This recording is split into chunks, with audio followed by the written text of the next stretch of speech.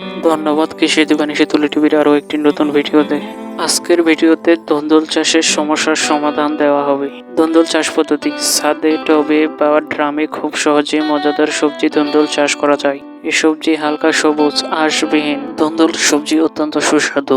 বর্তমান বাড়ির ছাদে কিংবা বেলকনির টব, ড্রাম বা পুরাতন বালতিতে ধুন্দুল চাষ করে অনেকেই।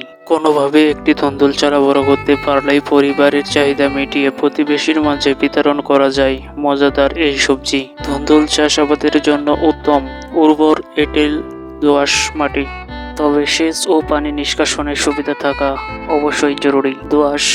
বেলে দোআঁশ মাটি না পাওয়া গেলে এঁটেল মাটির সাথে দ্বিগুণ হারে গোবর বা কম্পোস্ট সার ও লাল বালি মিশিয়ে ধুন্দুল চাষ করা যায়। এছাড়াও নদীর বালি মাটির সাথে ইটের খোয়া ও শুকনো গোবর মিশিয়েও ধুন্দুল চাষ করা যায়। টব, ড্রাম না থাকলে সিমেন্টের বস্তাতেও মাটি ভরে ধুন্দুল চাষ করা যায়। ধুন্দুলের ফল ছিদ্রকারী পোকা দমনে ব্যবহার করুন লারেন্ট, স্থায়ীভাবে অনুপ্রবেশযোগ্য, স্পর্শক ও পাকস্থলী ক্রিয়া সম্পন্ন প্রবহমান কীটনাশক। প্রতি 10 লিটার পানিতে 5 শতক জমির জন্য 10 গ্রাম, একর প্রতি মাত্রা 200 গ্রাম, হেক্টর প্রতি মাত্রা 500 গ্রাম।